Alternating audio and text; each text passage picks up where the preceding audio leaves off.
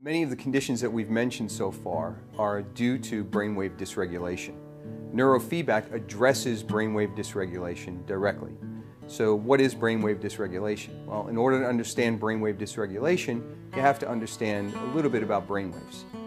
There are four main brainwaves. Delta waves are produced usually when we're asleep. Theta waves are produced just as we're falling asleep. Alpha waves are produced when we're relaxed and stress-free, and beta waves are produced when we are externally focused. Those are the normal patterns of brainwave activity. When a person experiences brainwave dysregulation, which may be caused by many different things, those patterns, those normal patterns, become abnormal. So that a person sitting in a classroom, for instance, trying to pay attention to the teacher, who should be producing beta waves, which is the external focus brainwave, starts to suddenly produce theta or delta, and they can't stay awake. This is interpreted by the teacher as not paying attention, and the student ends up in trouble. And we call that ADHD. Many of the conditions that we mentioned have their own dysregulated patterns of brainwave activity. So if, for instance, you were producing too much beta wave, people that produce too much beta wave generally experience generalized anxiety, panic attacks, obsessive compulsive disorder, and things like that. People who produce too many alpha waves very often experience signs and symptoms of depression, withdrawal and avoidance behaviors. So each one of the conditions that we talk about, insomnia has its own pattern, tics have their own pattern, learning disorders have their own pattern. These patterns are associated with the symptomology that is prevalent in each of the conditions that we talk about. The brain will produce the appropriate brainwave at the appropriate time in the appropriate instance when it's regulated properly. Neurofeedback therapy takes abnormal brainwave patterns and makes them normal. When we have normal brainwave patterns, the brain is better to self-regulate itself and overcome many of the conditions that we've mentioned so far. BrainCore Neurofeedback Therapy, the goal of all neurofeedback therapy is to create normalized brainwave patterns. And we do that through operant conditioning. Neurofeedback is nothing more than a learning modality. It's drugless, it's painless, it has no side effects whatsoever.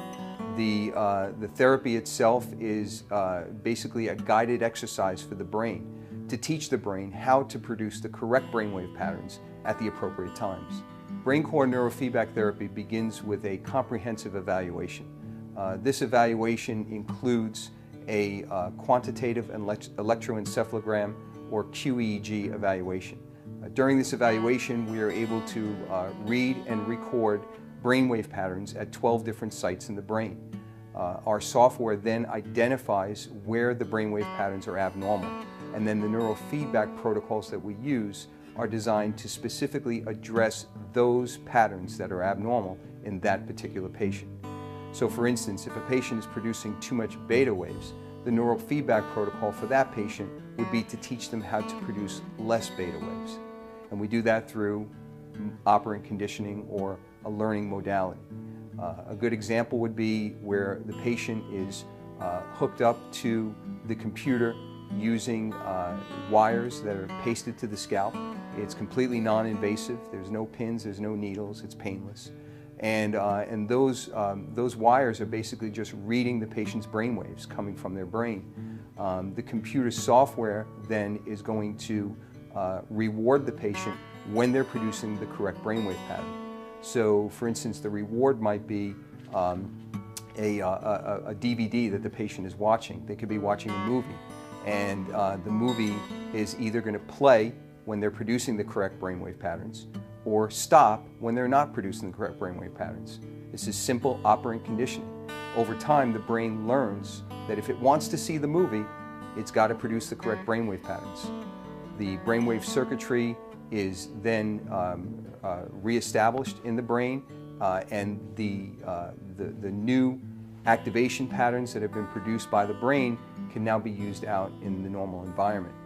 So now the child who was in the classroom falling asleep is no longer falling asleep because they know now how to produce more beta waves and less theta and delta.